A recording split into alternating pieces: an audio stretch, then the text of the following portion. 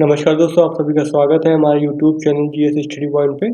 तो आज के वीडियो में हम देखेंगे जो ओल्ड एनसीईआरटी 11th क्लास की प्राचीन भारत उसके 8वें अध्याय को देखेंगे। तो 8वां अध्याय जो है आपका है वो किससे संबंधित है? वो है आर्यों का आगमन और ऋग्वैदिक युग से। यहाँ पर हमको बताते जाएंगे कि इम्पोर्टेंट जो फैक्ट है वो क्या है और उन फैक्ट को आप जरूर नोट करके लिखिएगा ताकि आपको दोबारा वीडियो देखना ना पड़े। तो चलिए शुरू करते हैं आज का वीडियो। फिर हम तो देखिए, इससे पहले वाले वीडियो में हमने क्या देखा था? हड़प्पा संस्कृति को देखा था। अब उसके हड़प्पा संस्कृति के बाद आपकी कौन सी संस्कृति आती है? आर्यों का आगमन होता है। ठीक है, तो आर्यों का आगमन और इसी को बोलते हैं ऋग्वैदिक युग, क्योंकि इसमें जो है वेदों की रचना हुई थी इसी काल में, तो उसको बोलते हैं ऋग्वैदिक युग। तो यहाँ पे हम सबसे पहले देखेंगे कि मूल निवास स्थान और पहचान। तो रहते कहाँ थे, यानी उनका मूल निवास कहाँ से आए हैं वो लोग, आर्य कहाँ से आए हैं, और मूल निवास यानी हो गया उनका, और उनका स्थान हो गया कहाँ रहते थे वो, और पहचान यानी कि क्या स्रोत है इसके कि वहां से आए थे वो लोग। तो यहाँ पे लिखा हुआ, यह कहना कठिन है कि सारे आर्य लोग एक ही नस्ल के थे, पर उनकी प्रारंभिक जो संस्कृति थी करीब करीब एक प्रकार की थी। तो पहली बात तो ये हो गई कि वो सारे जो हैं एक ही नस्ल के नहीं थे, ऐसा कुछ नहीं कहा सकता है। अनेक नस्ल के होंगे, रहे होंगे, लेकिन जो उनका रहने सहने का जो ढंग है, संस्कृति थी, वो एक जैसी थी। फिर वे हिंद यूरोपीय परिवार की भाषाएं बोलते थे। तो भाषाएं कौन से बोलते थे? अगर कभी पूछा जाए आपसे कि आर्य लोगों की भाषाएं क्या थी, तो हिंद यूरोपीय परिवार, तो हिंद यूरोपीय परिवार की भाषाएं बोलते थे, जो अपने परिवर्तित रूपों में आज भी समूचे यूरोप और ईरान में तथा भारतीय उपमहादेश के अधिकतर भागों में बोली जाती है। यानी कि उसमें थोड़ा बहुत चेंजेस हुआ है और उसी तरह की भाषा जो है वर्तमान समय में भी बोली जाती है। यूरोप हो गया, ईरान हो गया, और भारत में, या फिर जो भारत उपमहाद्वीप है वहां में।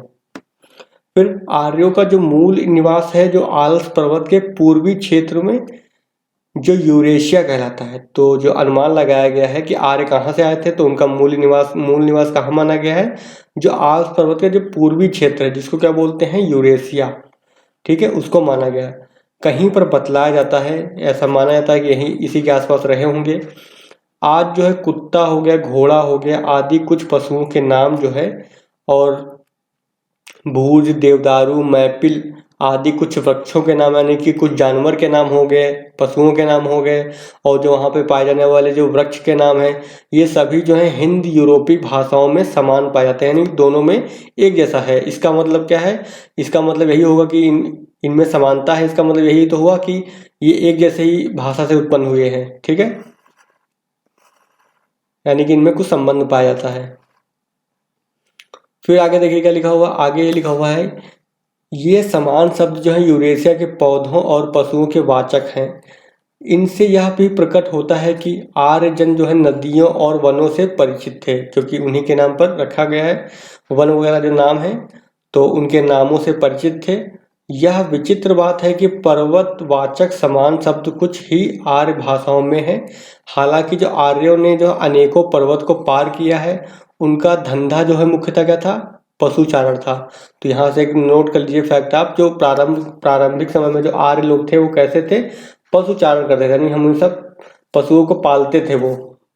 और कृषि का स्थान क्या था? गौड़ था, यानी कि उस समय जो है कृषि का जो महत्व जो है ना के बराबर था, क्योंकि वो लोग एक स्थान से दूसरे स्थान को जो है घूमते रहते थे। तो ऐसे में क्या है, पशुओं को तो अपने साथ ले जा सकते हैं कहीं पर, लेकिन अगर खेती करेंगे तो खेती में क्या होगा? खेती में तभी हो सकती है जब कोई व्यक्ति स्थायी होकर के खेती करे, यानी वहीं पर रहना स्टार्ट करे, तभी हो सकता है। लेकिन पशु में क्या होता है? पशुचारण में आज पशु यहाँ है, कल उसको लेकर के दूसरी का चले गए, तीसरी का चले गए, फिर ऐसे। लेकिन कृषि नहीं कर सकते हैं, तो इसीलिए जो है कृषि का स्थान क्या होगा? गौण हो गया, यानी कि वो कम महत्व का हो गया। गौण का मतलब होता है सेकेंडरी, इंग्लिश में बोलते हैं, और अगर हिंदी में बोलते हैं इसका मतलब क्या हुआ? तो कम महत्व का। आर्यों के जो है समाज में जो है पुरुष की प्रधानता थी। तो आर्य कैसा समाज था? पुरुष प्रधान समाज था। तो ये भी आपको पता होना चाहिए। आर्य जो था समाज कैसा था? पुरुष प्रधान था। आर्यों के जीवन में जो घोड़े का सबसे अधिक महत्व था, तो अगर कभी पूछा जाए कि किस जानवर का सबसे अधिक महत्व था, तो घोड़े का जो है सबसे अधिक महत्व जो था। पालतू घोड़े जो है पहली बार ईसा पूर्व 6ठी सहस्त्राब्दी में काला सागर और यूराल पर्वत के क्षेत्र में इस्तेमाल किए गए। फिर 3000 ईसा पूर्व में जो है यूराल क्षेत्र में घोड़ों की क्या है लगभग 60,000 हड्डियां मिली हैं। तो उस क्षेत्र में जो है 60,000 हड्डियां मिली, यानी कि आर्य लोग जो है घोड़ों को जो है बहुत ज़्यादा पसंद करते थे और अपने काम में घोड़ों का सबसे ज़्यादा इस्तेमाल करते थे। फिर घोड़े की जो तेज वो घोड़ा की खास बात क्या होती है, घोड़ा जो है काफ़ी जो है तेज रफ्तार से चलता है, ठीक है। तो घोड़ों की जो तेज रफ्तार ने जो है लगभग 2000 ईसा पूर्व के बाद लोगों को अलग अलग दिशाओं में जाने में सहायता दी, यानी खोज के लिए प्रोत्साहित हुए। हिंद आर्य मध्य एशिया से भारत की ओर आए। तो हिंद आर्य जो थे वो भारत कैसे आए थे, तो मध्य एशिया यानी जो मिडिल ईस्ट है वहां से होते हुए जो भारत तक पहुंचे। यह बात आनुवंशिक साक्ष्य के आधार पर कही जा सकती है, यानी कि इसके साक्ष्य क्या है, जेनेटिकल जो है, ठीक है। तो आनुवंशिक साक्ष्य इसके लिए उपलब्ध हैं। आनुवंशिक लक्षणों की यह जो है खोज मानवों और अन्य जीवितों के रक्त कोशिकाओं के आधार पर की जाती है। तो ये तरीका बताया गया है कि कैसे हुई इन खोज। इन लक्षणों को जो है डीएनए कहा जाता है। आपको पता है डीएनए के माध्यम से जो है चीज़ों को पता लगा सकता है कि उनमें जो अनुवांशिक लक्षण है उनमें कितनी समानता पाई जा रही है। ये लक्षण जो है अनुवांशिक तथा एक पीढ़ी से दूसरी पीढ़ी में क्या होते हैं, स्थानांतरित होते हैं।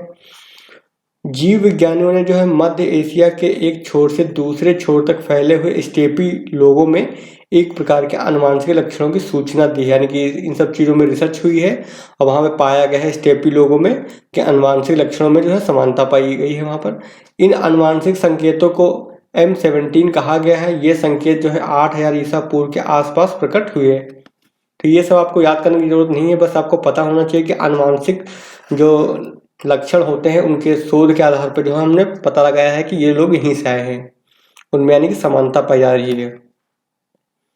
फिर देखते हैं ये संकेत जो है 8000 ईसा पूर्व के आसपास प्रकट हुए। मध्य एशिया के जो 40% से अधिक लोगों में ऐसे संकेत पाए गए हैं।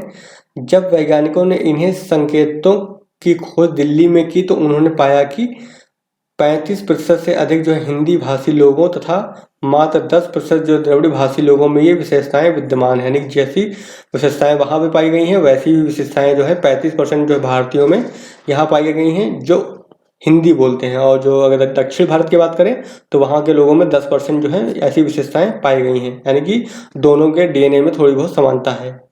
इस आधार पर जीव विज्ञानियों यानी जो जीव विज्ञानी लोग होते हैं उनने यह निष्कर्ष निकाला है कि हिंद आर्य जो है मध्य एशिया से भारत आए हैं, ठीक है। और वे इस प्रक्रिया को 8000 ईसा पूर्व के बाद रखते हैं, लेकिन भाषाविद तथा पुराविद इसे 2000 ईसा पूर्व के आसपास रखते हैं। तो सभी लोगों के मतलब जो मत हैं उनमें अंतर है। जीव विज्ञानी लोग कहते हैं कि ये जो है 8000 ईसा पूर्व के आसपास की घटना है, और ये भाषाविद यानी होते हैं या फिर जो पुराविद हैं वो बोलते हैं टाइम पीरियड कितना रखा गया है उनके हिसाब से ये 2000 ईसा पूर्व के आसपास रखते हैं। तो हमें टाइम पीरियड वगैरह याद नहीं रखने की जरूरत है और ना ही इतना कुछ याद करना है, हमको समझना है बस कि वहाँ से आए हैं तो वहाँ से होते हुए आए हैं, तो इसलिए जो है उसके लिए प्रमाण हमको मिले हैं। प्रमाण क्या है डीएनए, ठीक है। तो डीएनए जांच से ये पता चला है। आगे देख लेते हैं। आगे दे रखा है कि भारत में जो है आर्यों की जानकारी ऋग्वेद से मिलती है। तो आपको पता है जो 4 वेद हैं, ऋग्वेद, सामवेद, अथर्ववेद और यजुर्वेद, तो 4 वेदों में से एक ऋग्वेद है, उसमें आर्यों की जानकारी मिलती है जो हिंद यूरोपीय भाषाओं का सबसे पुराना ग्रंथ है। तो हमें पता है ऋग्वेद जो है सबसे पुराना ग्रंथ है, तो इसको आपको पता होना चाहिए, लिख लेना चाहिए आपको कि ऋग्वेद जो है सबसे पुराना ग्रंथ है। इस वेद में जो है आर्य शब्द का उल्लेख जो है कितनी बार किया गया है, 36 बार किया गया है। पर सामान्यतः जो इससे सांस्कृतिक समुदाय का बोध होता है, यानी कि इसका अर्थ क्या है, सांस्कृतिक समुदाय। आर्य का मतलब ऋग्वेद में जो अग्नि हो गया, इंद्र हो गया, मित्र हो गया, वरुण हो गया आदि देवताओं की स्तुतियां संग्रहित हैं। स्तुतियां मतलब उनको प्रेज किया जा रहा है, यानी कि ठीक है। इन जिनकी रचना विभिन्न गोत्रों के ऋषियों और मंत्र सृष्टाओं ने की है, यानी कि इन सब चीज़ों की जो रचनाएं की हैं तो बहुत सारे जो ऋषि मुनि वगैरह रहे हैं और मंत्र सृष्टाओं ने यानी जो मंत्र को बनाते थे उन लोगों ने की हैं। इसमें 10 मंडल या भाग हैं। तो ऋग्वेद में जो कितने मंडल हैं, 10 मंडल हैं, जिनमें मंडल 2 से लेकर के 7 जो है प्राचीनतम अंश हैं। तो ये फैक्ट है, नोट कर लीजिए कि पहली बात तो क्या होगा, इसमें 10 मंडल हैं, ये लिख लीजिए, और 2 से लेकर के 7 मंडल हैं वो क्या है, पुराने हैं, और पहला मंडल और जो 10वां मंडल है वो बाद में जोड़े गए हैं। ठीक है, ये फैक्ट हो गया, इसको नोट कर लीजिए आप।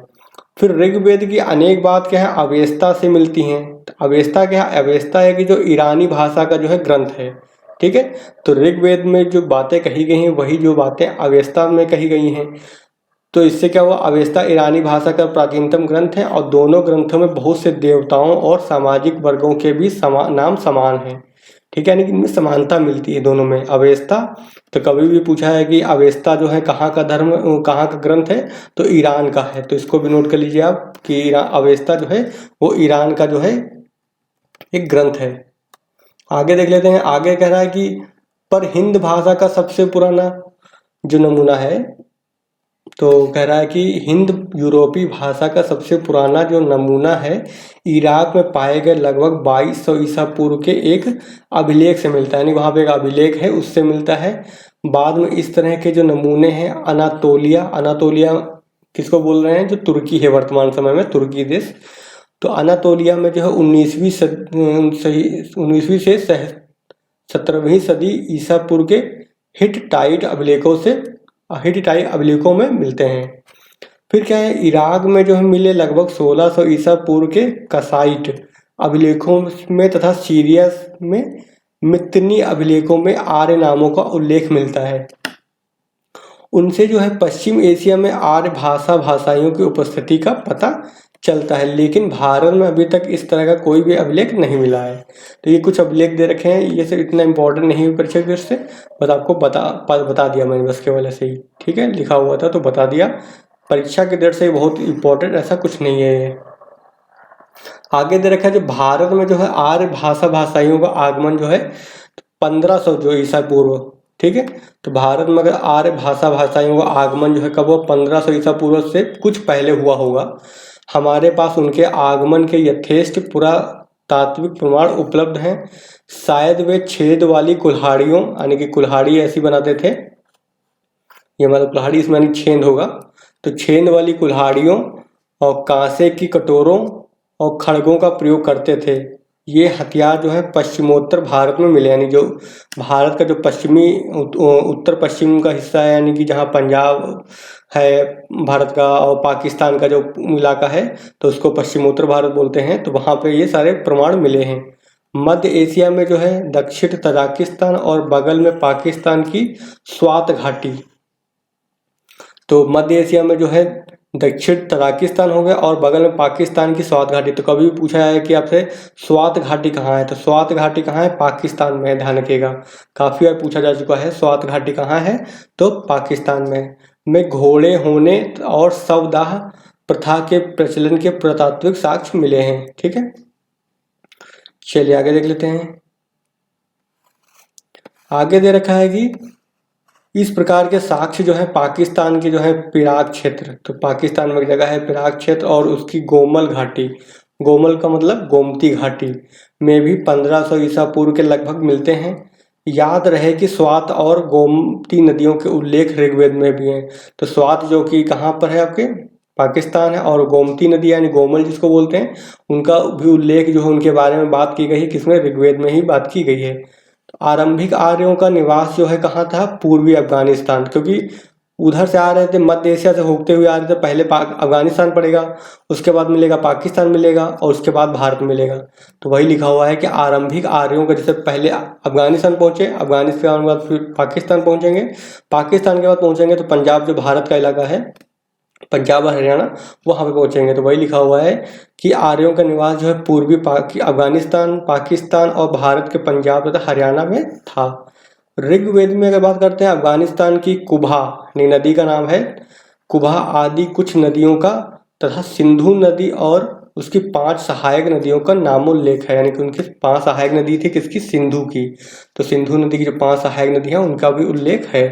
सिंधु जो है आर्यों की सबसे प्रमुख नदी है, तो ये फैक्ट नोट कर लीजिए आप कि सिंधु की जो है सबसे प्रमुख नदी कौन सी है, तो सॉरी आर्यों की, तो आर्यों की सबसे प्रमुख नदी है कौन, सिंधु। तो ये नोट कर लीजिए, पूछा जा सकता फैक्ट, जिसका उन्होंने बार बार उल्लेख किया है। उनके द्वारा लिखित जो है दूसरी नदी कौन सी है, सरस्वती। तो दूसरी प्रमुख नदी कौन सी हो जाएगी? सरस्वती, जिसे क्या बोला है? नदीतमा। नदीतमा किसको बोलते हैं? नदीतमा का मतलब सबसे अच्छी नदी, अर्थात सर्वश्रेष्ठ नदी कहा गया है।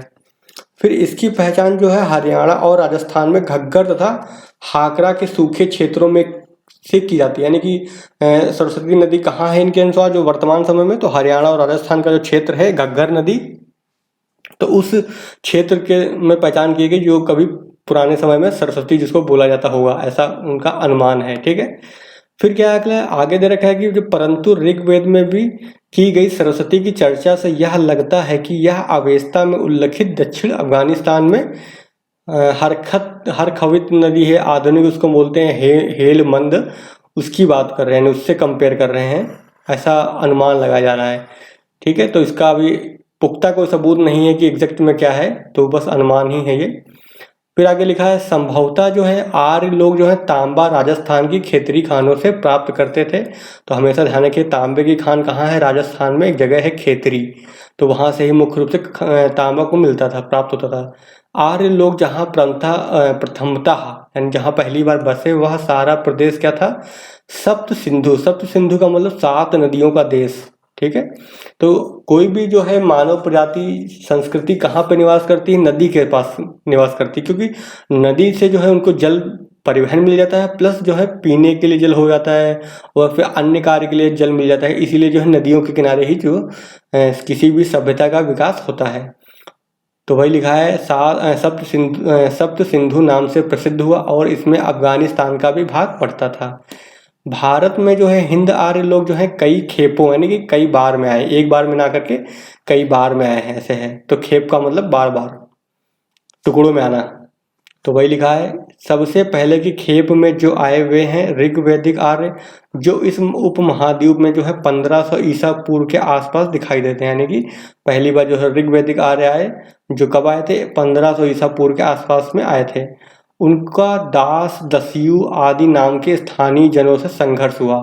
तो जो ये लोग आए हैं बाहर से, ऋग्वैदिक आर्य लोग आए थे, तो जो पहले से भारत में जो रह रहे थे लोग, मतलब जो भारतीय उपमहाद्वीप पे जो लोग रह रहे थे, उनसे क्या हुआ? इनका सामना हुआ। ठीक है, संघर्ष हुआ। जाहिर सी बात है, अब कोई व्यक्ति बाहर से आएगा और फिर यहाँ के स्थानीय लोग जो रह रहे हैं दास और दस्यु, तो स्थानीय लोग कौन है? दास नाम है उनका और दस्यु नाम है। तो ये स्थानीय लोग हैं, तो इनमें क्या होगा? आपस में संघर्ष होगा ना, लड़ाई हो जाएगी ना इनके बीच में, क्योंकि उनके संसाधनों पर कब्जा हो जाएगा। तो इससे क्या हुआ? संघर्ष की स्थिति होगी। तो वही लिखा हुआ है। फिर चूंकि दास जनों का उल्लेख जो है प्राचीन ईरानी साहित्य में भी मिलता है, इसलिए प्रतीत होता है कि वे पूर्ववर्ती आर्यों की ही एक शाखा में पढ़ते थे। फिर आगे दे रखा है, यानी कि इनका कहने का मतलब ये दास लोग जो आए थे वो पूर्ववर्ती आर्यों का ही एक शाखा में पढ़ते थे। पूर्ववर्ती आर्य थे वही लोग हैं, मतलब उसी की शाखा के लोग हैं ये।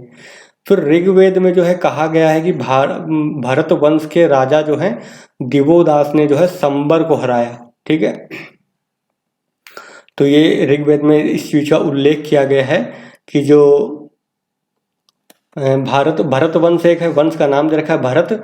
भरत वंश के राजा कौन थे? दिवोदास।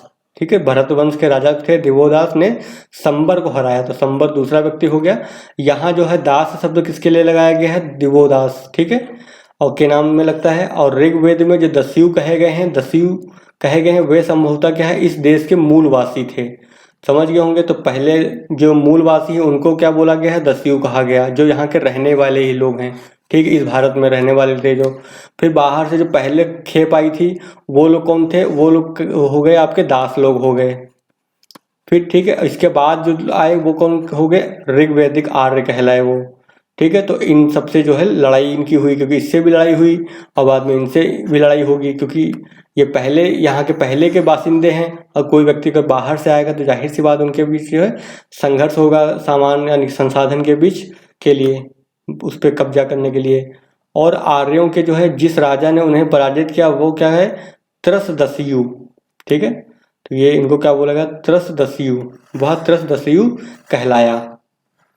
फिर देख लेते हैं आगे क्या कह रहा है कि वह राजा दासों के प्रति तो कोमल था, यानी कि दास लोग थे उनके प्रति तो कोमल था, पर दस्युओं का परम शत्रु था। यानी कि उनके प्रति क्या है? बहुत ज्यादा उनसे उनके प्रति शत्रुता रखता था। ऋग्वेद में दस्यु हत्या जो है शब्द का बार बार उल्लेख मिलता है, यानी कि दस्यु लोग हैं उनकी हत्या करते होंगे, तो इसलिए जो है दस्यु हत्या उसको बोला गया है। तो दस्यु हत्या का जो है बार बार उल्लेख मिलता है, पर दास हत्या का नहीं, यानी दास लोगों से यानी कि कम बैर था, यानी कि उसके प्रति उनका व्यवहार कैसा था, कोमल था। फिर दस्यु लोग जो है शायद लिंग पूजक थे। तो जो दस्यु लोग थे जो यहाँ के मूल निवासी हैं भारत के, वो लोग कैसे क्या करते थे, किसकी पूजा करते थे, लिंग पूजक थे। और दूध के लिए जो है पशुपालन नहीं करते थे। तो ध्यान रखना यहाँ पे जो पशुपालन कर रहे थे वो मांस के लिए करते होंगे, लेकिन दूध के लिए नहीं करते थे। ये आपको समझ में आ गया होगा। चलिए आगे देख लेते हैं। आगे दे रखा जनजातीय संघर्ष। अब यहाँ पे जो है देख लेते हैं कि किनके किनके बीच संघर्ष हुआ था। तो हम यह तो नहीं जानते कि आर्यों के शत्रुओं के हथियार कैसे थे, पर यह ज्ञात होता है कि इंद्र जो हैं ने आर्यों के शत्रुओं को बार बार पराजित किया है। तो जो इंद्र हैं उन्होंने जो है आर्यों के जो शत्रु यानी जो आर्य लोग आए थे बाहर से, उनके जो शत्रु होंगे यहाँ के स्थानीय लोग जो होंगे भारत के, तो उनके भी जो है ये इसके लिए क्या होगा, ये शत्रु होगा। ठीक, आर्य ये मतलब आर्य हो गया। तो जाहिर सी बात ये जो स्थानीय लोग भारत के लोग होंगे वो क्या हो जाएगा, इनके लिए शत्रु हो जाएगा। तो अब इनको जो है पराजित कौन करता है बार बार, तो वो इंद्र करते हैं। फिर ऋग्वेद में जो है इंद्र को क्या बोला गया, पुरंदर कहा गया है। पुरंदर, तो नोट कर लीजिए इसको। ऋग्वेद में जो इंद्र को किस नाम से बुलाया गया है, पुरंदर। और जिसका अर्थ क्या होता है, जिसका अर्थ है दुर्गों को तोड़ने वाला। जो दुर्ग यानी किला होता है उसको तोड़ने वाला। लेकिन जो आर्य पूर्व जनों के इन दुर्गों को हम कोई पता नहीं है, क्योंकि हमें पता ही नहीं कि उस समय जो है दुर्ग नाम की क्या चीज है। वहां पे उस समय जो है इतना बड़ा समाज जो है विकसित नहीं हो पाया था कि किले विले बनाए जाएं। तो वही लिखा हुआ है, लेकिन आर्य पूर्व जनों के इन दुर्गों का, यानी कि जो आर्य से पहले बार जो आर्य स्टार्टिंग के जो आर्य लोग आए थे उनके लिए जो है दुर्ग क्या है ये पता भी नहीं चला है। हो सकता है क्या इनमें कुछ दुर्ग अफगानिस्तान में रहे हों। आर्य लोग जो है हर जगह जीतते गए, क्योंकि उनके पास क्या था, अश्वचलित रथ था। ठीक है, अश्व मतलब घोड़े से चलने वाले रथ था, इसलिए वो जीत जाते थे हर किसी से।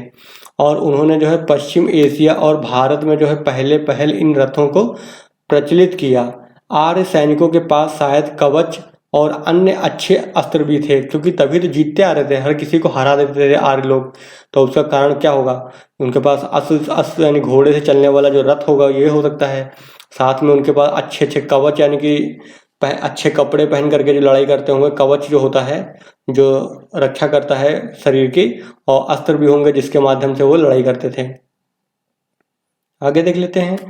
आगे देखा है कि वैदिक आर्यों को जो दो तरह के संघर्षों का सामना करना पड़ा। पहला क्या है, एक और जो है उनके आर्य पूर्व जनों से लड़ाई हुई थी, तो दूसरी ओर अपने ही लोगों के बीच। ठीक है, तो दो लोगों से मुख्य रूप से उनको लड़ना पड़ा। एक और क्या है, उनकी आर्य पूर्व जो जन थे उनसे लड़ाई करनी पड़ी, और आपस में भी तो लड़ाई हुई उनकी। फिर आंतरिक जनजातीय संघर्षों से जो है आर्य समुदाय जो है दीर्घ काल तक जर्जर रहे, यानी कमजोर रहे। परंपरा अनुसार क्या है, तो आर्यों के 5 कबीले थे, अर्थात जन थे। कबीला का मतलब जन, जिनका क्या है समुदाय पंचजन कहलाया, यानी कि 5 कबीलों को मिला करके क्या कहला गया, वो पंचजन कहलाता था। लेकिन और भी जन रहे होंगे। ये जन क्या है आपस में लड़ते थे, यानी आपस में भी लड़ाई करते थे, और कभी कभी इसके लिए आर्येतर जनों का भी सहारा लेते थे, यानी कि अन्य लोगों आर्य के अलावा जो लोग थे स्थानीय लोग रहे होंगे उनसे भी सहायता लेते होंगे कि लड़ाई जो हो रही है 5 लोग जो हैं ये आपस में, ये मान लो 5 लोग हैं तो ये लोग आपस में लड़ाई करते हैं, तो ये किसी अन्य तीसरी कोई अन्य जो आर्येतर मतलब आर्य के अलावा जो होगा उससे भी सहायता लेते रहे होंगे। भरत और त्रिशु आर्यों के क्या शासक वंश थे। तो भरत वंश हो गया एक, तो दूसरा कौन सा वंश हो गया, त्रिशु। ठीक है, ये वंश का नाम है। और पुरोहित जो है वशिष्ठ दोनों वंशों के समर्थक थे। तो पुरोहित एक हैं, ये इस वंश को भी सपोर्ट करते थे और इस वाले वंश को भी सपोर्ट करते थे। बाद में चलकर क्या है इस देश का नाम इसी भारत कुल के आधार पर भारतवर्ष पड़ा। तो कभी भी पूछा है कि भारत का नाम भारतवर्ष क्यों पड़ा, तो भारत वंश के आधार पर जो है इसका नाम भारतवर्ष पड़ गया। इस कुल या कबीले, तो कुल बोलो कबीला बोलो जन बोलो एक ही बात है। ये कुल या कबीले का उल्लेख सबसे पहले जो है ऋग्वेद में मिलता है, यानी कि भरत वंश की बात कर रहे हैं। तो भरत राजवंश को 10 राजाओं के साथ विरोध था, यानी कि जो भरत राजवंश था उसके जो है 10 राजा, अन्य 10 राजा थे, उनके साथ क्या थी, लड़ाई थी, यानी शत्रुता थी। जिनमें क्या है 5 जो है, तो जिनमें जो है 5 जो है 5 जो है आर्य जनों के प्रधान थे। ठीक है, तो 5 जो टोटल 10 थे उनसे लड़ाई थी उनकी, और 5 जो है 10 टोटल हो गए, उसमें से 5 जो है वो कौन है, आर्य जनों के क्या थे, प्रधान थे। और 5 जो दूसरे जो है वो आर्यतर लोग थे, यानी कि जो आर्य नहीं हैं। तो शेष आर्यतर जनों के भारत और 10 राजाओं के बीच जो लड़ाई हुई वह क्या करे, 10 दास राग युद्ध। तो इसको नोट कर लीजिए। तो दास राग युद्ध किसके बीच हुआ था, तो भारत, यानी कि पहला भरत वंश हो गया, बाकी के 10 राजा थे उनके बीच लड़ाई हुई थी। तो वो दास राग युद्ध का मतलब 10 राजाओं के बीच लड़ाई के रूप में विदित है। तो ये फैक्ट को नोट कर लीजिए आप। यह युद्ध जो कहाँ लड़ा गया था, तो परुष्णी नदी। तो ये भी पूछा जा सकता है कि जो दास राग युद्ध हुआ था वो किस नदी के किनारे हुआ था, किस नदी के तट पे लड़ा गया था, तो परुष्णी नदी के तट पर हुआ। और जिसकी पहचान, यानी परुष्णी नदी कौन सी है, तो जो रावी नदी है, वर्तमान समय जो रावी नदी है ना, रावी नदी जो, ठीक है, तो रावी नदी जो है वर्तमान समय में जो है वही पहले जमाने में क्या बोलते थे, उसका ऋग्वेद काल में उसका नाम क्या था, परुष्णी नदी थी। तो यहाँ 2 फैक्ट मिले हमको। पहला फैक्ट ये मिला हमको कि दास राग युद्ध कहाँ हुआ था, तो परुष्णी नदी में हुआ था। फिर अगर पूछा था क्वेश्चन दूसरा कि परुष्णी नदी जो है उसका वर्तमान नाम क्या है, तो रावी नदी है। 2 फैक्ट यहाँ से हो गए, क्योंकि कभी कभी जो है नदी को मैच करने के लिए दिया जाता है, तो आप उसको याद कर लीजिए आप। फिर जिसकी पहचान आज के रावी नदी से की जाती है। फिर इसमें सुदास की जीत हुई। तो दसराग जो युद्ध हुआ था उसमें जीत किसकी हुई, सुदास। इस प्रकार जो है भरतों की जो है प्रभुत्ता कायम हुई। और सुदास किसका राजा था, जो भरत वंश था उसका ही राजा था। तो उसी की जीत हुई, तो इससे क्या हुआ, भरत वंश के जो है उसकी सत्ता स्थापित हो गई। पराजित जनों में क्या है, पुरुजन सबसे महान थे। जो लोग पराजित हुए थे उसमें जो है एक जन का नाम है पुरुजन, वो सबसे महान थे। कालांतर में जो है भारतों और पुरुओं, यानी एक वंश भरत वंश हो गया, दूसरा जो है पुरुओं वंश के बीच क्या हो गई, दोस्ती हो गई, मैत्री हो गई। और दोनों ने मिलकर जो है नया शासक कुल बनाया जो कुरु के नाम से प्रसिद्ध था। तो कुरु नया वंश बन गया किससे, भरत वंश और पुरुओं वंश को मिला दिया गया, तो नया वंश बन गया कौन सा, कुरु वंश बन गया। फिर कुरु जो है जनों ने पांचालों के साथ मिलकर उच्च गंगा मैदान में जो है अपना संयुक्त राज्य स्थापित किया। तो उच्च गंगा मैदान क्या हो गया, तो जहाँ से गंगा नदी निकलती है तो वहाँ के आसपास के जो एरिया को क्या बोलते हैं, उच्च गंगा मैदान। तो वही हो गया आपका, जैसे जिसको बोलेंगे हम पश्चिमी यूपी की अगर बात करते हैं वर्तमान समय में, तो वो उच्च गंगा मैदान का क्षेत्र है। तो वहीं पर जो है इसको स्थापित किया गया। फिर यहाँ जो है कुरु यानी कुरु पांचालों ने उत्तर वैदिक काल में बड़ा महत्व प्राप्त किया। तो आपसे यहाँ तक समझ गए होंगे कि कैसे जो है सत्ता का स्थापना हुई, कैसे जो है शासन करना स्टार्ट हुआ। अब देख लेते हैं भौतिक जीवन की बात कर लेते हैं कि यहाँ के लोगों का भौतिक जीवन क्या था, कैसा था मतलब। तो ऋग्वैदिक आर्यों के भौतिक जीवन के बारे में कुछ आभास मिलता है। भारत में जो है उनकी सफलता के कारण थे घोड़ा हो गया, रथ हो गया, और संभवतः कांसे के कुछ बेहतर हथियार, जिनके बारे में हम पुरातात्विक प्रमाण जो है नाम मात्र के मिले हैं। संभवतः क्या है, उन्होंने जो है आरा वाला पहिया, तो आरा वाला पहिया क्या होता है, पहिया ऐसा मतलब बनाया हमने, ठीक है, यहाँ पे घेरा डाला है कि हमने, फिर यहाँ से लकड़ी के जैसे जोड़ दी हमने, ऐसे ये तीली बना दी, जिसको बोलते हैं तीली, समझो आप साइकिल चलाते होंगे जैसा, तो उसमें तो इसको बोलते हैं आरा वाला पहिया। पहले जो पहिया होता था वो बिल्कुल ठोस होता था, मैंने यहाँ पे घेरा है और ये पूरा जो है लकड़ी से बना हुआ होता था, ये पूरा जो है लकड़ी से ये है। तो आरा वाला पहिया ये वाला पहिया हो गया, ठीक है, जो सबसे पहले कॉकेसस क्षेत्र में जो है, कॉकेसस जो क्षेत्र है 2300 ईसा पूर्व में प्रयोग में लाया गया। जब वे इस उपमहादेश के पश्चिमी भाग में बसे तब उन्हें राजस्थान के खेतरी खानों से जो है तांबा जो है मिलता रहा होगा। तो ऐसा अनुमान है। चलिए आगे देख लेते हैं। फिर आगे दे रखा है ऋग्वेद के जो प्राचीनतम भाग में फाल का उल्लेख मिलता है। हालांकि कुछ जो है विद्वान इसे प्रतिष्ठित पाठ मानते हैं। ठीक है, तो यहाँ राजस्थान की जो खेतरी खानों से तो क्या मिलता रहा है, तांबा मिलता रहा है। फिर ऋग्वेदिक लोगों की जो खेती की बेहतर जानकारी थी उनको, और ऋग्वेद के जो है प्राचीनतम भाग में फाल का जो उल्लेख मिलता है। हालांकि कुछ विद्वान इसे प्रक्षिप्त पाठ मानते हैं। शायद वह फाल लकड़ी की रही होगी, यानी कि जो फाल है जिससे मतलब जिससे जो है उन्हें बुआई हो गया, कटाई हो गया और दावनी का ज्ञान था। ठीक है, कृषि के बारे में बता रहे हैं कि किस तरह के ज्ञान था उनको। विभिन्न ऋतुओं के जो है बारे में भी जो है उन्हें जानकारी थी। जहाँ वैदिक जन जो है बसे थे, उन प्रदेशों के आर्य पूर्व जनों को क्या है, खेती करने का अच्छा ज्ञान था। पर खेती का उपयोग जो है शायद जो है चारा पैदा करने के लिए अधिक हुआ। स्टार्टिंग में पशु थे उनके पास, तो जो है खेती जो है इसलिए करते थे स्टार्टिंग में, जो ताकि जो है पशुओं के लिए चारा पैदा हो सके। ठीक है, फिर देख लेते हैं ऋग्वेद में जो गाय और सांड की इतनी चर्चा है कि ऋग्वेदिक आर्यों का मुख्य रूप से पशुचारक कहा जा सकता है। तो पशुचारक क्यों थे, क्योंकि सबसे ज़्यादा गाय पालते थे और सांड पालते थे।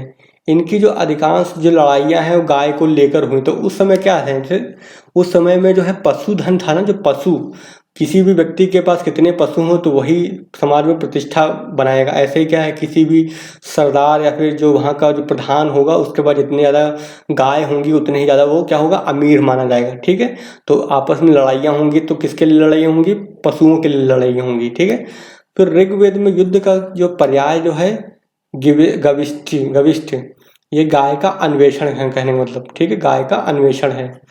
तो ऋग्वेद में युद्ध का पर्याय जो है गविष्ठी है। गाय जो है सबसे उत्तम धन मानी जाती थी। जहाँ कहीं पुरोहितों को दी जाने वाली दक्षिणा की बात आई है उसमें आम तौर से जो है गाय और दासियाँ होती हैं और भूमि कभी ना होती। यानी कि अगर किसी पुरोहित जो होते हैं वो वहाँ उस समय के जो धार्मिक गुरु होते थे पुरोहित लोग, उनको दान देना है तो या तो गाय देंगे या तो दास लोग देंगे। ठीक है, जो काम करेंगे उनके यहाँ। तो ये नहीं कि किसी को ज़मीन नहीं देते थे, क्योंकि उस समय ज़मीन की कोई वैल्यू नहीं थी, क्योंकि खेती थी ही नहीं, खेती करते नहीं थे। मुख्य रूप से क्या करते थे, पशुचारक थे, यानी कि पशुधन ही मेन था। तो उस समय जो है पशुओं को ही दान दिया जाता था मुख्य रूप से। तो वही लिखा हुआ है इसमें। तो ऋग्वेदिक जो लोग हैं गाय चराने, खेती करने और बसने के लिए जमीन पर कब्जा करते होंगे, परंतु भूमि जो है निजी संपत्ति नहीं होती थी। तो भूमि क्या है, निजी संपत्ति नहीं है, क्योंकि भूमि की उस समय कोई भी वैल्यू नहीं थी। मेन वैल्यू किसकी थी, पशुओं की। लड़ाई किसके लिए होगी, पशु के लिए होगी। फिर आगे दे रखा है ऋग्वेद में जो बढ़ई हो गया, जो लकड़ी का काम करता है, तो बढ़ई हो गया, रथकार हो गया, यानी रथों को जो बनाएगा, बुनकर हो गया, चर्मकार हो गया, कुम्हार आदि शिल्पियों के उल्लेख मिलते हैं। यानी ये काम करने वाले लोगों की जानकारी मिलती है। फिर इससे क्या पता चलता है कि आर्य लोगों में इन सभी शिल्पों का क्या था, प्रचलन था। तांबे या कांसे के अर्थ में जो है आयस शब्द के प्रयोग में से प्रकट होता है। तो कभी भी पूछा है कि आयस क्या है, ऋग्वैदिक काल में आयस शब्द किस लिए प्रयोग किया जाता था, तांबे और कांसे के अर्थ में। तो इसको नोट कर लीजिए, तांबे और कांसे के लिए जो है आयस शब्द का प्रयोग करते हैं, क्योंकि यूपीएससी या फिर कोई भी स्टेट के एग्जाम होता है तो पूछता है, वो ये शब्द बहुत पूछता है। तो अगर एनसीईआरटी में कोई शब्द आया तो बहुत ही इम्पोर्टेंट हो जाता है। तो आप ये नोट करते चलिए कि आयस शब्द जो है ऋग्वेद काल में किस लिए या फिर किसके लिए प्रयुक्त होता था, तो तांबे या फिर कांसे के लिए।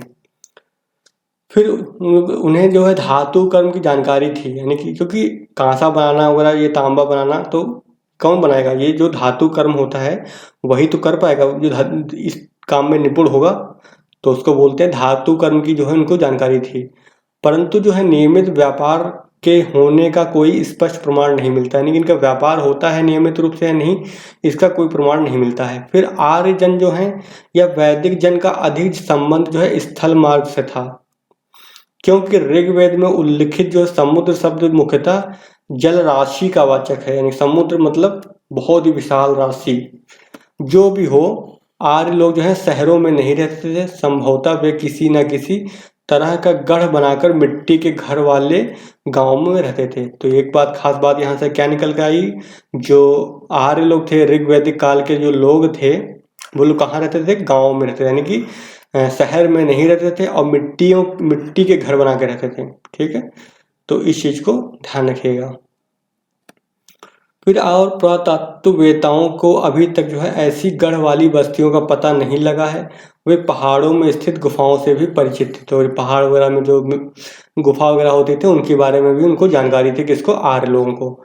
हाल में जो हरियाणा में भगवानपुरा नामक स्थल की ओर स्थल और पंजाब में जो है 3 स्थलों की खुदाई हुई है और इन सभी जगह जो है उत्तरकालीन हड़प्पा मृदभांडों के साथ जो है चित्रित धूसर मृदभांड, ठीक है, तो ये सारे मिले होंगे वहां पर, हरियाणा में जो खोज हुई होगी और पंजाब में पाए गए हैं वहां पर। ठीक है, फिर क्या है, भगवानपुरा में प्राप्त वस्तुओं की जो तिथि है यानी टाइम पीरियड देखते हैं तो कितना 1600 ईसा पूर्व है से लेकर के 1000 ईसा पूर्व तक रखी गई है। और यहाँ जो है मोटे तौर पर ऋग्वेद का काल भी है। इन 4 स्थलों का भौगोलिक क्षेत्र भी वही है जो ऋग्वेद के पर्याप्त अंश में मिलता है। यद्यपि इन सभी स्थलों में क्या है, चित्रित धूसर मृदभांड मिले हैं। ठीक है, तो चित्रित जो है धूसर मृदभांड मिले हैं, फिर भी लोहे की वस्तु और जो है अनाज का पता यहाँ पे नहीं पाया गया है। इसलिए जो हम ऋग्वैदिक अवस्था के समान काल में चित्रित धूसर मृदभांड संस्कृति के अंतर्गत लौह पूर्व अवस्था की परिकल्पना कर सकते हैं, यानी कि लोहा की खोज अभी यहाँ पे नहीं हो पाई थी, लोहे से पहले की अवस्था है ये। यह बात रोचक है कि भगवानपुरा में जो है 13 कमरों वाला एक मिट्टी का जो क्या मिला है, घर मिला है और इसका जो है काल निर्धारण यानी टाइम पीरियड कितना है पक्का नहीं है। या तो यह किसी बहुत बड़े परिवार का निवास गृह होगा या कबीले के सरदार का आवास होगा, क्योंकि 13 कमरे हैं ना, तो इतने ज़्यादा कमरे तो भाई किसी अमीर व्यक्ति के हो सकते हैं जो महत्वपूर्ण उस समय का होगा। तो ये कौन हो सकता है, वहाँ का सरदार हो सकता है। ठीक है, फिर आगे क्या रखा है, इन सभी जो है स्थलों पर गोरुओं की हड्डियां भारी तादाद में मिली हैं। तो यहाँ पे कुछ हड्डियां मिली हैं और भगवानपुरा में घोड़ों की भी हड्डियां मिली हैं। अब देख लेते हैं जनजातीय राज व्यवस्था क्या थी यहाँ पर। तो जनजातियों के बारे में देख लेते हैं हम कि जनजातीय राज व्यवस्था की बात करते हैं तो ऋग्वैदिक काल में जो है आर्यों का प्रशासन तंत्र क्या था, कबीले के प्रधान के हाथों में चलता था। तो जाहिर सी बात, राज व्यवस्था उस टाइम पे क्या कबीला ही मेन होगा, वहाँ का कबीले का सरदार होगा, सारी शक्ति उसी के पास ही होगी क्योंकि वही युद्ध का सफल नेतृत्व करता। तो जो सरदार होता है किसी भी कबीले का, तो वो क्या करता है, वो करता है अपने कबीले का जो अगर कोई युद्ध होता है किसी व्यक्ति से तो उसका क्या करेगा, नेतृत्व करेगा, उसको लड़ने में जो है रणनीति तय करेगा। वह राजन अर्थात राजा कहलाता था। ठीक है, प्रतीत होता है कि जो ऋग्वैदिक काल में राजा का जो पद है वो अनुवांशिक हो चुका था, यानी कि पहले सरदार बनेगा, सरदार का बेटा बनेगा, फिर उसका बेटा बनेगा, यानी अनुवांशिक हो गया। राजा एक प्रकार का क्या सरदार था, उसके हाथ में असीमित अधिकार नहीं रहता था, लेकिन असीमित अधिकार नहीं थे, अधिकार थे उसके बाद लेकिन असीमित नहीं, क्योंकि उसे कबायली संगठनों से सलाह लेनी पड़ती थी, क्योंकि वहाँ पे जो अन्य लोग होंगे, जो प्रमुख लोग होंगे जिनकी बातें सब लोग मानते होंगे, उनकी भी क्या होंगे, सलाह लेनी पड़ती है। हमें इस बात का भी आभास मिला है कि कबीले की आम सभा, ठीक है, जो समिति कहलाती थी, तो कभी भी क्वेश्चन पूछे समिति क्या थी, तो समिति क्या थी, आम सभा थी। ठीक है, जिसमें आम लोग थे, अपने राजा को चुनती थी। तो समिति का काम क्या था, समिति का काम था राजा की चुनना। और समिति बनी किससे थी, समिति बनी थी आम लोगों से, यानी आम सभा थी वो। ठीक है, फिर राजा को जो अपने कबीले का रक्षक कहा जाता था, यानी कि राजा का काम क्या था, वो अपने कबीले की रक्षा करेगा। फिर वह कबीले के मवेशी की रक्षा करता था, यानी कि उस समय जो है पशुधन है, मवेशी का मतलब पशु, तो कबीले के जो मवेशी की रक्षा करता था, युद्ध में जो है लड़ता था, राजा उसका नेतृत्व करता था और उसकी ओर से देवताओं की प्रार्थना करता था, यानी कि राजा जो है देवताओं को प्रार्थना करता था अपने कबीले की तरफ से। फिर ऋग्वेद में जो है कबीलों या कुलों के आधार पर जो है बने बहुत से संगठनों के उल्लेख मिलते हैं, इनकी जानकारी मिलती है, जैसे सभा हो गया, समिति हो गया, विदत हो गया, गण हो गया। ठीक है, तो नाम याद रख लीजिए, ये सब यही पूछे जाएंगे यूपीएससी वगैरह या फिर अन्य एग्जाम में।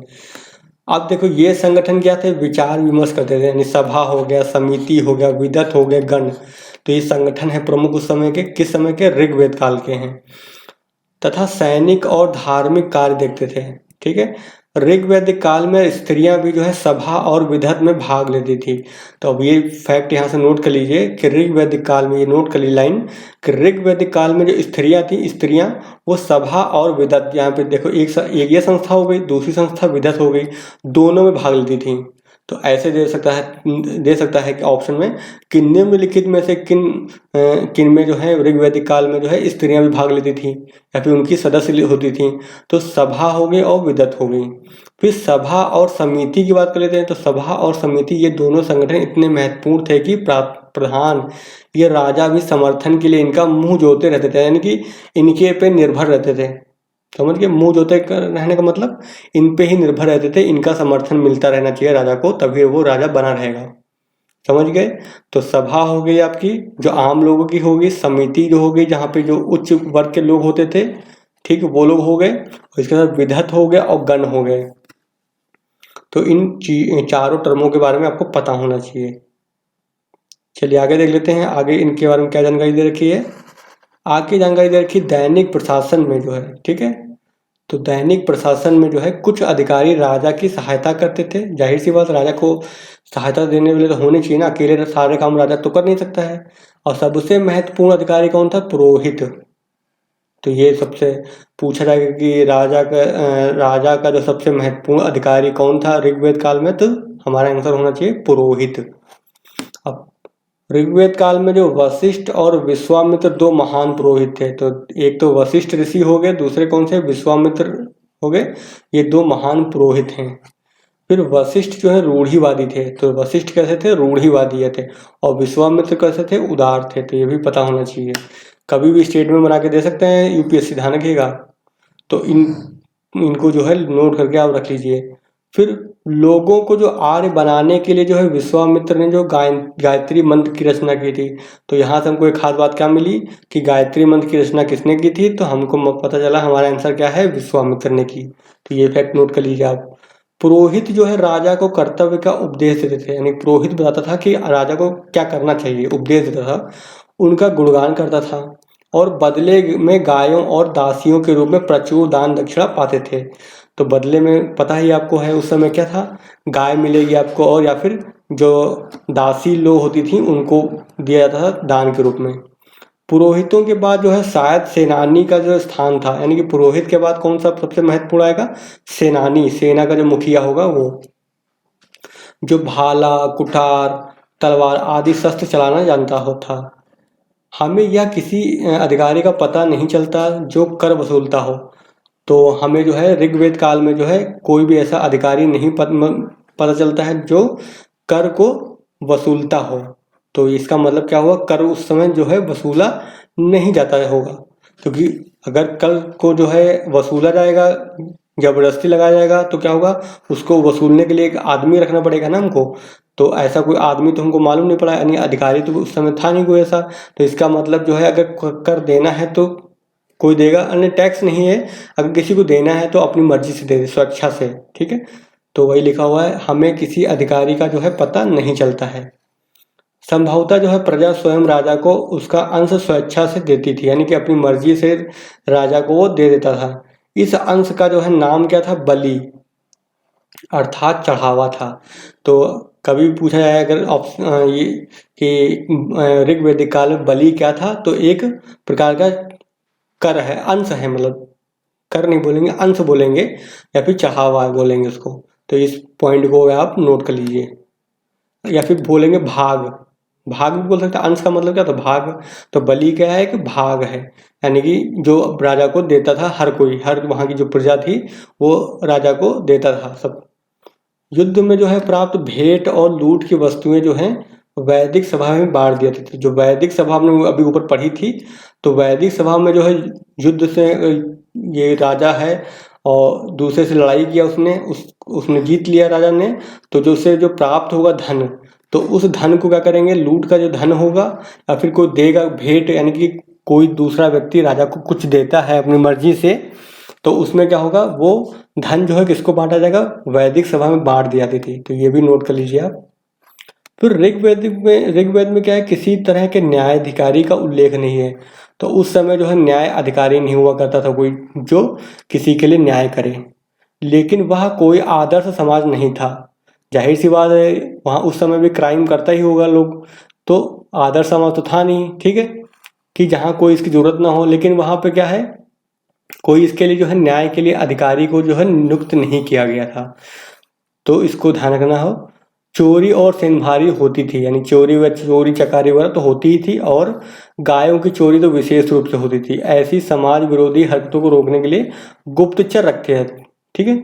तो उस समय जो है ऋग्वेद में ही जो है गुप्तचर होते थे। तो यहाँ से नया बिंदु हमको क्या नोट करना है कि जो ऋग्वैदिक समाज में जो है चोरी रोकने के लिए गुप्तचर रखे जाते थे। अधिकारियों के पद नाम से नहीं लगता है कि वे भूभाग पर शासन करते थे, फिर भी लगता है कि कुछ अधिकारी क्षेत्रों से जुड़े थे। चारागाहों और आबाद गांवों पर उनके विशेष अधिकार थे। चारागाह हो गया या फिर बड़े जत्थे का प्रधान क्या कहलाता, वज्रपति कहलाता था। वज्रपति कहलाता था ये। देख लीजिए क्या लिखा है, राजपति भी बोल सकते हैं इसको, तो ऐसे याद कर लीजिए। तो चारागाह या फिर बड़े जत्थे का प्रधान क्या कहलाता था, राजपति। तो ये नोट कर लीजिए पॉइंट आप, ठीक है। फिर वही परिवारों के प्रधानों को जो कुलपा कहलाते थे। तो जो परिवार का जो प्रधान होता था, यानी जो कोई परिवार है उसका प्रधान क्या कहलाएगा, कुलपा कहलाएगा।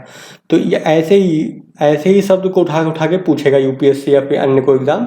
तो ये बिंदु बहुत ही इंपॉर्टेंट है। तो ये इनकी मीनिंग पता होना चाहिए कि कुलपा क्या होता है, ठीक है, और राजपति क्या होता है, ये सब हमको पता होना चाहिए। सभा क्या है, समिति क्या है, गण क्या है। फिर अथवा लड़ाकू दलों के प्रधानों को क्या बोलते हैं, जो ग्रामीणी कहलाते थे, ठीक है। तो जो लड़ाकू दल के प्रधान होते थे उनको क्या बोलते थे, ग्रामीणी। तो ये भी इंपॉर्टेंट होगा, इसको नोट कर लीजिए। साथ करके युद्ध में ले जाता था, ठीक है। तो वही परिवार के प्रधानों को जो है, यानी कि जो यानी जत्थे का प्रधान होता है, यानी जो ये जत्थे का प्रधान है यानी राजपति है, वो क्या करेगा, वही परिवारों के जो प्रधान है यानी कि जो कुलपा होता है, परिवार का प्रधान कौन होता है, कुलपा होता था।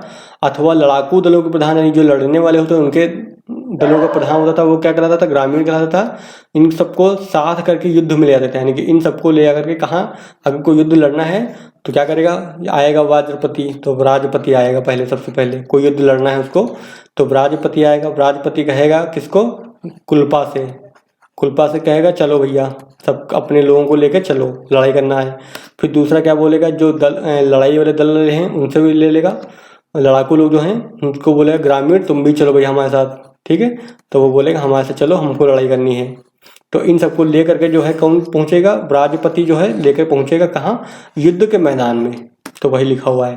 तो यहाँ से छोटी छोटी बातें हैं। एनसीईआरटी की खास बात यही है, यहाँ से चीज़ें निकालना आसान नहीं होता है, और क्वेश्चन पूछा जाएगा तो आप कहेंगे अरे ये तो यहीं से दिया था आंसर क्वेश्चन, लेकिन पढ़ेंगे तो आप वहाँ से चीज़ों को निकाल नहीं पाएंगे इतनी अच्छे से। तो इसमें हम आपकी सहायता कर रहे हैं कि आपको इम्पोर्टेंट क्या है ये आपको बताना मेरा काम है। फिर क्या, आरंभ में जो है ग्रामीण जो है छोटी सी कबायली लड़ाकू टोली का क्या होता था, मुखिया होता था। पर बाद में क्या, जब ऐसी टोली जो स्थिरवासी हो गई यानी कि एक ही जगह रहने लगी, तब जो है ग्रामीण सारे गांव का क्या हो गया, मुखिया हो गया, और कालांतर में वही राजपति बन गया। तो बाद में वही क्या बन जाएगा, राजपति भी बन जाएगा।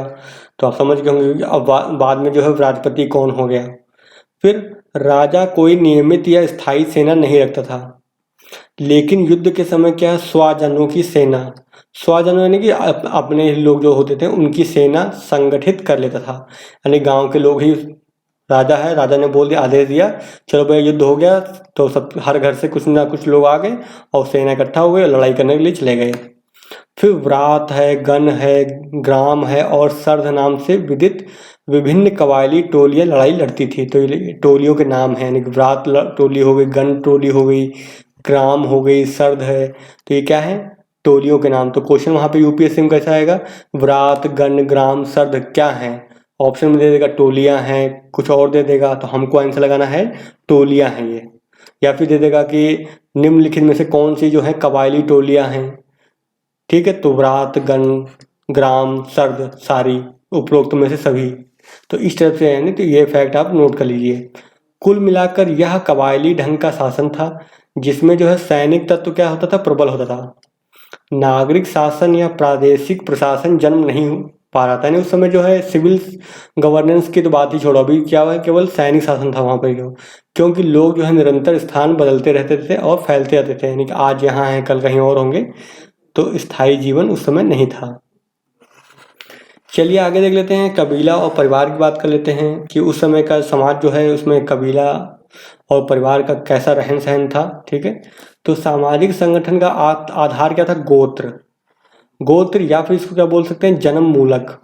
ठीक है, तो कबीला और परिवार जो है सामाजिक संगठन का जो आधार था वो क्या था, गोत्र था, या फिर इसको जन्म मूलक बोलते हैं, संबंध था, जैसा कि ऋग्वैदिक राजाओं के नामों से ज्ञात होता है। व्यक्ति की पहचान जो है किससे होगी, उसके गोत्र से होगी। ठीक है, तो उसके कुल या गोत्र से होती थी। चलिए आगे देख लेते हैं। देखो, लोगों की जो सबसे अधिक आस्था जो है अपने अपने कबीलों के प्रति रहती थी, जिसे क्या कहता था, जन कहा जाता था। एक पुरानी ऋचा में दो जनों की संयुक्त युद्ध क्षमता 21 बताई गई है। इससे लक्षित होता है कि किसी जन में सदस्यों की संख्या कुल मिलाकर 100 से अधिक नहीं रहती होगी। ठीक है, तो ये सब याद करने की जरूरत नहीं हमको है। ऋग्वेद में जो है जन शब्द का उल्लेख लगभग कितनी बार हुआ, 275 बार हुआ है, और पर जनपद जो है शब्द एक बार भी प्रयोग नहीं आया है। तो इस चीज़ को ध्यान रखिए, जनपद यानी कि अर्थात राज्य क्षेत्र की बात जो है उस समय नहीं होती थी, क्योंकि छोटे छोटे थे ना सारे, तो जनपद का जो है विकास नहीं हुआ था। ध्यान रखना, जनपद शब्द जो है उसका इस्तेमाल नहीं हुआ था, इसको नोट कर लीजिए। लोग जो है कबीले के अंग थे, क्योंकि उन दिनों जो है राज्य क्षेत्र या राज्य स्थापित नहीं हो पाए थे। राज्य स्थापित होने के लिए तो बहुत बड़ी जनसंख्या होनी चाहिए ना, विशाल जनसंख्या होगी तभी तो राज्य स्थापित हो पाएगा। तो अभी तो छोटे छोटे ही हैं, यानी कबीले टाइप के लोग हैं ना ये लोग।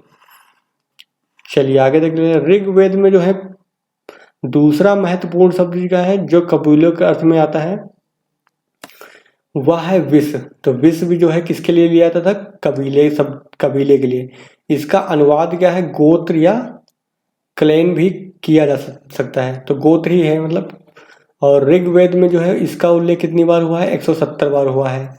संभवतः विष को जो है लड़ाई के उद्देश्य से ग्राम नामक टोलियों में बांटा गया था। तो आप समझ गए होंगे, ऋग्वेद में जो दूसरा सबसे महत्वपूर्ण जो शब्द था कबीले के अर्थ में, कि विष भी एक क्या है, एक प्रकार का कबीला है। और ये जो है इसका ये जो इसका अनुवाद, इसका मीनिंग क्या होता है, गोत्र होता है। और इसका उल्लेख कितनी बार हुआ, 170 बार हुआ है। असंभवतः जो विष होता है को लड़ाई के उद्देश्य से जो है ग्राम नामक टोलियों में बांटा गया है, यानी कि ठीक है, यानी कि विष हुआ, और विष के नीचे क्या आएगा, विष के नीचे आएगा ग्राम। ग्राम क्या है, टोलियां हैं छोटी छोटी। ठीक है, उस समय जो है ग्राम से स्वजनों के छोटे समूह का बोध होता था। तो ग्राम का मतलब छोटा समूह। जब ये ग्राम आपस में टकरा जाते थे तो संग्राम या युद्ध हो जाता था।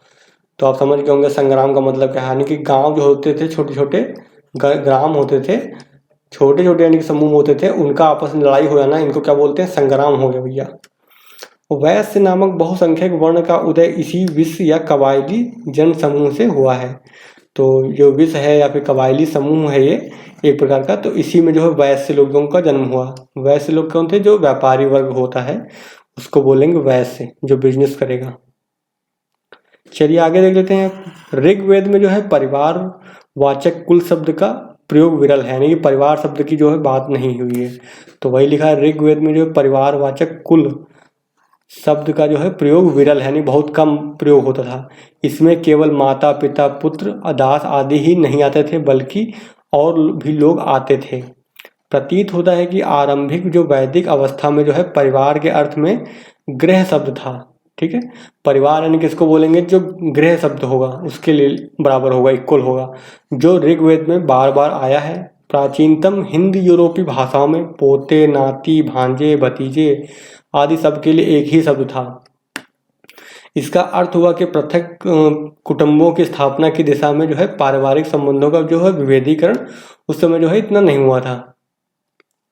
तो वही हुआ होगा, विभेदीकरण बहुत अधिक नहीं हुआ था। ठीक है, और कुटुंब जो है एक बड़ी संभली दिखाई थी। कुटुंब यानी कि सब आएंगे, नाना पोती और भांजा भांजी सारे आ जाएंगे। रोमन समाज की तरह यह पितृतंत्रात्मक परिवार था। तो आपने पता ही होगा पितृतंत्रात्मक परिवार है, जिसमें पिता जो है मुखिया होता था। जान पड़ता है कि परिवार की जो अनेक पीढ़ियां एक घर में साथ साथ रहती थी। निरंतर युद्ध में लगे पितृतंत्रात्मक समाज में लोग हमेशा क्या है, वीर पुत्रों की प्राप्ति के लिए देवता से प्रार्थना करते रहते थे। फिर देखो ऋग्वेद में जो बेटी के लिए कामना कहीं व्यक्त नहीं की गई, यानी पुत्र चाहत थी, बेटी की चाहत नहीं थी, ऋग्वेद में भी नहीं थी। जबकि प्रजा जो है यानी संतान और पशु की कामना की जो है सूक्तों में बार बार आई है, यानी कि संतान की यानी कि कामना करते थे और पशु हो उसकी कामना करते थे। स्त्रियों को उस समय कोई कामना नहीं होती थी। स्त्रियां सभा समितियों में भाग ले सकती थी, तो ध्यान रखिएगा इसको हमेशा कि स्त्रियां जो है सभा समिति में भाग ले सकती थी। फिर वे पतियों के साथ यज्ञों में आहुतियां दे सकती थी। और सूक्तों की रचना करने वाली 5 महिलाएं ज्ञात हैं, यानी कि 5 महिलाएं ऐसी हैं जिन्होंने क्या की थी, सूक्तों की रचना की थी। ठीक है, चलिए आगे देख लेते हैं। तो यहाँ से खास बात क्या निकली, यानी कि महिलाएं जो है सूक्तों की रचना कर सकती थीं। बाद के ग्रंथों में तो ऐसी 20 स्त्रियों के उल्लेख मिलते हैं। निसंदेह सूक्तों की रचना मौखिक होती थी, यानी कि सूक्त यानी कि जो बनते हैं सूक्त वगैरह होते हैं वो लिखे तो जाते नहीं थे, उस टाइम पे लिखना होता नहीं था, केवल क्या मुंह से बोलना। ठीक है, तो निसंदेह जो सूक्तों की रचना होती थी वो क्या थी, मौखिक थी, ओरल, और उस काल का कोई लेख नहीं मिला है। विवाह संस्था कायम हो चुकी थी, तो विवाह होना स्टार्ट हो गया था ऋग्वैदिक काल में ही। यद्यपि कुछ आदिम प्रथाओं के अवशेष का भी आभास मिलता है। जुड़वा भाई बहन यम और यमी की कहानी हमें मालूम है। यमी ने यम से विवाह का प्रस्ताव रखा, यम ने अस्वीकार कर दिया। बहुपति प्रथा के भी कुछ संकेत मिले, यानी कि बहुपति प्रथा भी उस समय प्रचलित थी। उदाहरण की बात करते हैं तो मारुतों ने जो है रोदिसी को मिलकर भोगा और सूर्य की पुत्री सूर्या दोनों भाई अश्विन के साथ रहती थी। ठीक है, लेकिन ऐसे उदाहरण बहुत नहीं है, यानी इक्का दुक्का उदाहरण है केवल। शायद ये मात्र तंत्रात्मक स्थिति के द्योतक अवशेष रहे होंगे। और हम माता के नाम पर पुत्रों का नामकरण भी पाते हैं, जैसे मामतेय।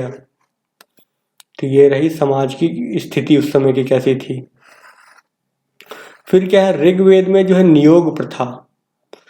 तो अगली क्या है, ऋग्वेद में जो है नियोग प्रथा और विधवा विवाह का प्रचलन का भी आभास मिलता है। तो ये पॉइंट नोट कर लीजिए आप कि ऋग्वेद में जो है नियोग प्रथा भी होती थी और जो विधवा विवाह भी होता था उस समय, और बाल विवाह का लेकिन कोई उदाहरण नहीं है। तो ये भी नोट कर लीजिए आप इसको कि बाल विवाह जो है ऋग्वेद काल में नहीं होता था। फिर जान पड़ता है जो है ऋग्वेदिक काल में जो है जो 16 से जो है 17 वर्ष की आयु में विवाह होता था। तो कभी भी अगर पूछा जाए कि ऋग्वेद काल में जो शादी की आयु थी वो कितनी होती थी, 16-17 वर्ष। तो नोट कर लीजिए इसको, ऋग्वेद काल में जो शादी की आयु है कितनी है, 16-17 वर्ष की आयु में विवाह होता था। अब हम देखेंगे समाज का जो वर्गीकरण है, समाज कितने वर्गों में विभाजित था और किस आधार पर विभाजित था।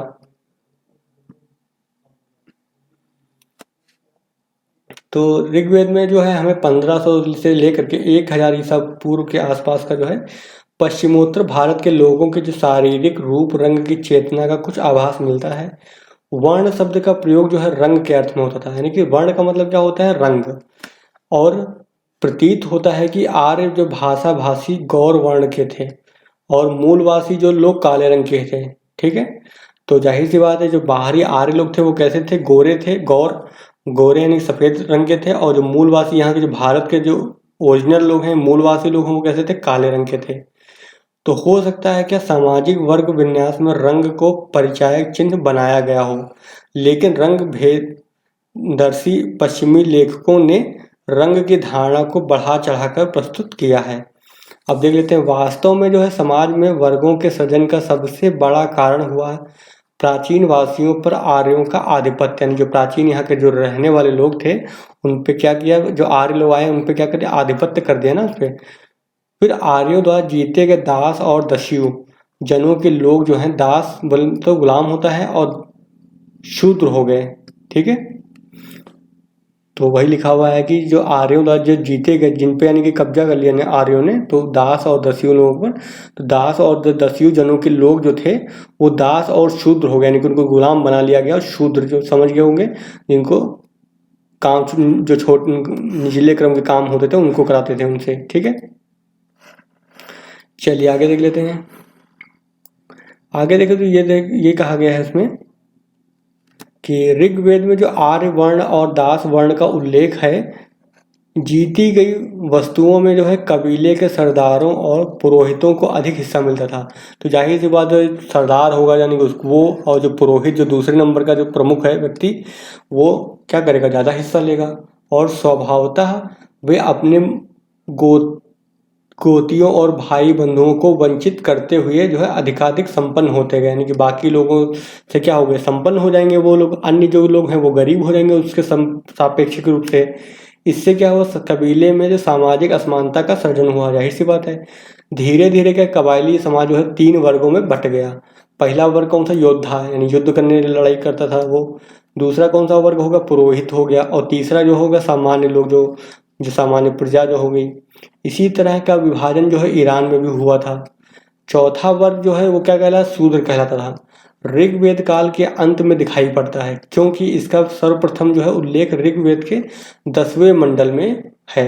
तो अगर कभी भी पूछा जाए कि शूद्र शब्द का जो है उल्लेख कब किया गया है, किस मंडल में है, तो ऋग्वेद के 10वां मंडल जो है उसमें जो है शूद्र शब्द की बात करी गई है। ठीक है, जो सबसे बाद में जोड़ा गया था। तो आपने स्टार्टिंग में ही बता दिया कि जो पहला मंडल और जो 10वां मंडल है वो लास्ट में जोड़ा गया है सबसे ऋग्वेद में। फिर पुरोहित जो है, पुरोहित को जो है दक्षिणा में दास दिए जाने की बात बार बार आई है। मुख्य रूप से दासियां दी जाती थी, यानी कि महिलाओं को दिया जाता, जिनसे क्या घरेलू काम कराया जाता था। यह साफ जाहिर होता है कि ऋग्वेद काल में जो दास जो है प्रत्यक्षतः खेती के काम में या अन्य उत्पादनात्मक यानी उत्पादन वाले कार्य में नहीं लगाए जाते थे। तो घरेलू कार्यों के लिए जो है मुख्य रूप से जो है दासों का इस्तेमाल किया जाता था। फिर ऋग्वेद के युग में ही क्या व्यवसाय के आधार पर जो है समाज में क्या विभेदीकरण प्रारंभ हुआ। तो यहाँ से इम्पोर्टेंट पॉइंट है कि ऋग्वेद काल में जो है जो समाज में विभेदीकरण हुआ, ठीक है, अलग अलग विभेद होना स्टार्ट हुए, यानी वर्ग बनना स्टार्ट हुए, तो वो व्यवसाय के आधार पर, काम के आधार पर होने लगे। किंतु उन दिनों जो है यह विभेदीकरण बहुत कड़ा नहीं हुआ था। तो ये भी ध्यान रखना कि बहुत कड़ा नहीं था, यानी बहुत ही स्ट्रिक्ट नहीं था विभेदीकरण। ऋग्वेद में जो है किसी परिवार का एक सदस्य कहता है मैं कवि हूँ, ठीक है, तो दूसरा कहता है मेरे पिता वैद्य हैं और मेरी माता चक्की चलाने वाली हैं। यानी कि एक ही वर्ग में जो है, एक ही घर के अंदर एक ही परिवार के लोग जो है अलग अलग कार्य करते हैं। ठीक है, भिन्न भिन्न व्यवसायों से जो है जीविकोपार्जन करते हुए हम एक साथ रहते हैं, यानी कि एक ही परिवार के लोग हैं वो। ठीक है, तो उस समय जो है इस तरह के जो है भेदभाव नहीं हो रहा था, उस समय वर्ग विभेद नहीं हुआ था काम के आधार पर। एक ही घर के लोग जो है अलग अलग कार्य कर सकते थे, एक ही परिवार के लोग। चलिए आगे देख लेते हैं। आगे हैं कि गाय हो गई और रथ हो गया। गाय, रथ, घोड़े, दास दासियां आदि दान में दिए जाते थे। युद्ध में हाथ लगी संपत्ति का जो है असमान वितरण होने के कारण, क्योंकि जो राजा है, पुरोहित है, वो ज़्यादा उसको मिलता था, मतलब जो भी युद्ध का माल होता था लूटा हुआ। तो इससे क्या है, समाज में असमानता आई। ठीक, समाज में क्या हो गया, अलग अलग वर्ग हो जाएंगे, किसी के पास ज़्यादा पैसा होगा, किसी के पास कम हो जाएगा।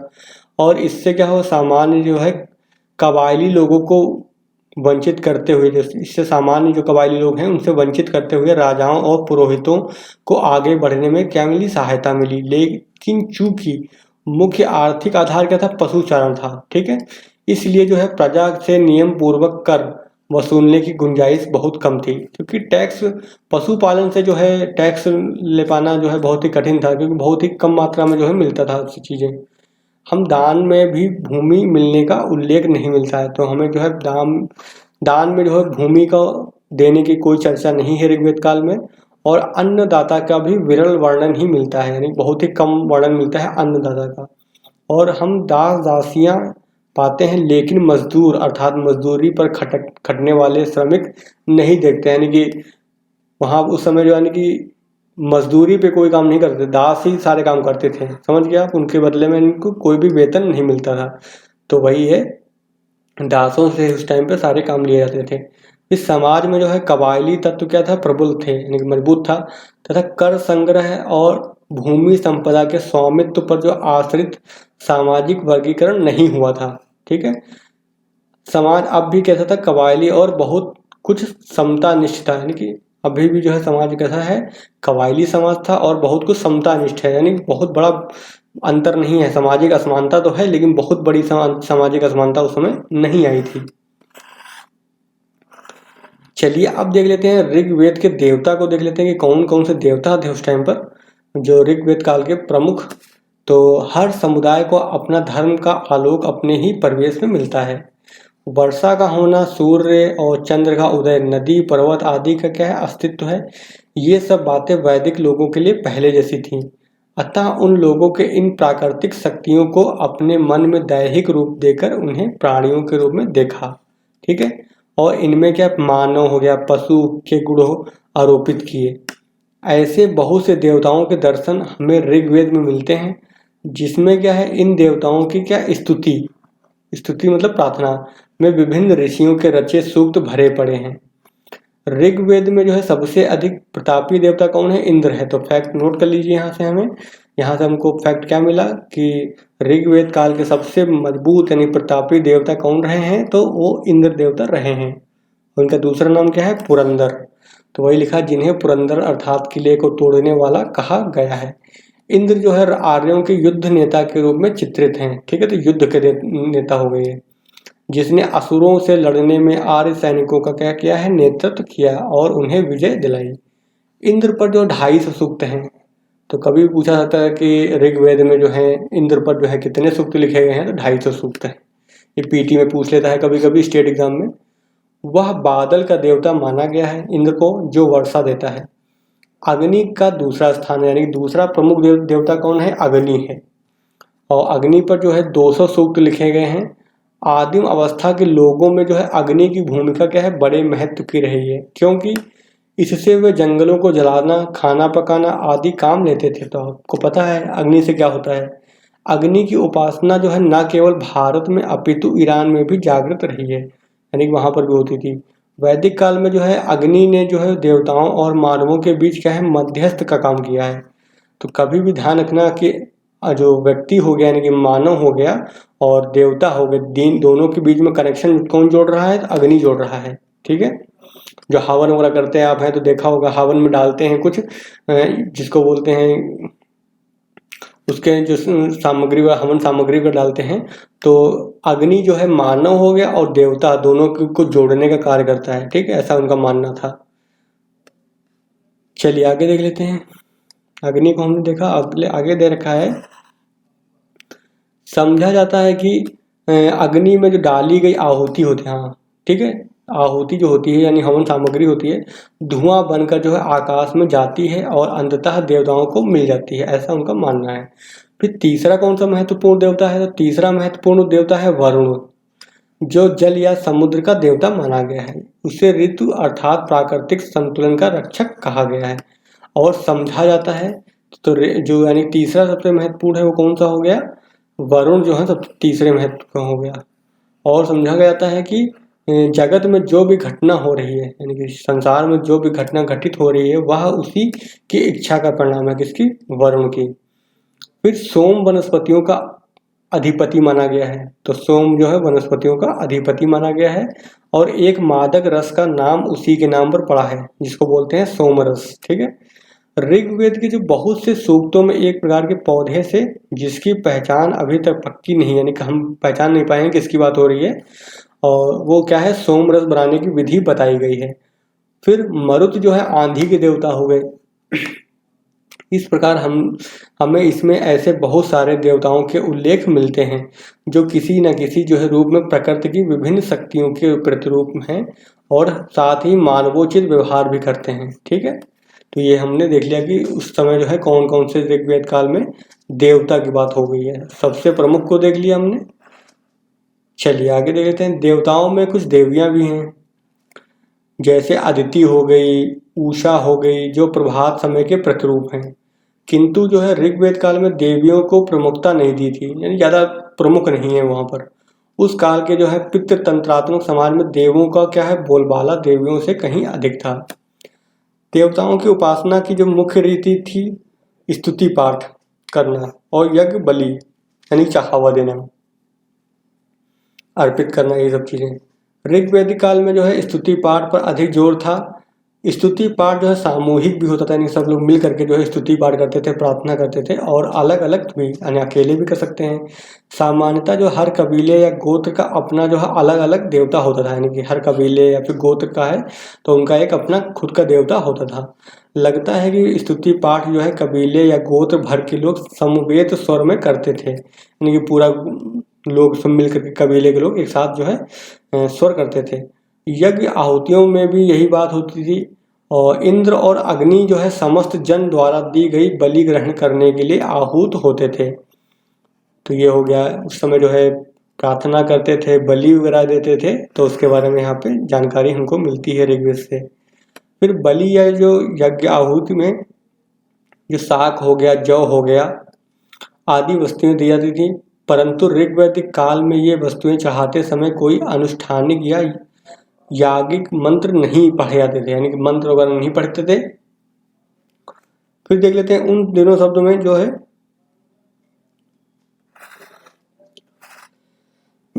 सॉरी, तो आगे दे रखा है इसमें कि उन दिनों किसी जादुई असर का होना उतना ही नहीं माना जाता था, मतलब इसमें यानी इस पे इतना बल नहीं दिया जाता था।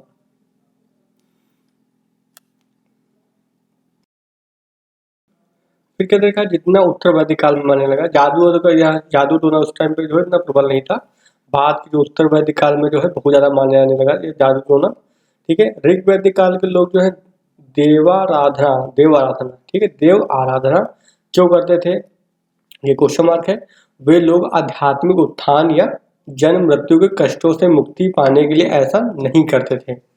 वे अपने देवताओं से संतति यानी संतान की, पशु की, अन्न की, धान्य की, यानी धान वगैरह होता हो, आरोग्य आदि पाने की कामना से उनकी उपासना करते थे।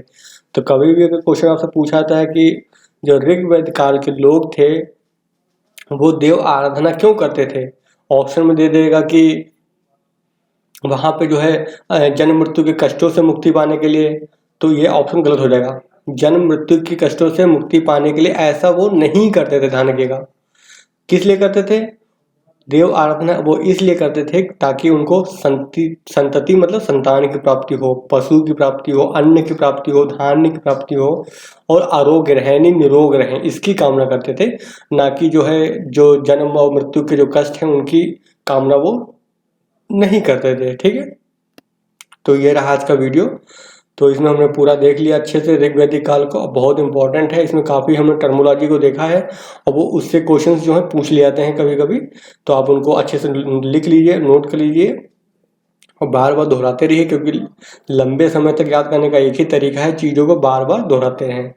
तो आई हो आपको अच्छे से समझ में आ गया होगा टॉपिक। अगर आपको समझ में आया है टॉपिक अच्छे से, आपने यहाँ तक देखा है आपने, तो वीडियो को पसंद किया है तो लाइक कर दीजिएगा, और कमेंट करके बताइएगा कि सीरीज को कंटिन्यू किया जाए और आगे वीडियो को लाया जाए या नहीं लाया जाए। और चैनल पर नए हैं तो चैनल को सब्सक्राइब कर लीजिएगा। ठीक है, चलिए मिलते हैं फिर नेक्स्ट वीडियो में।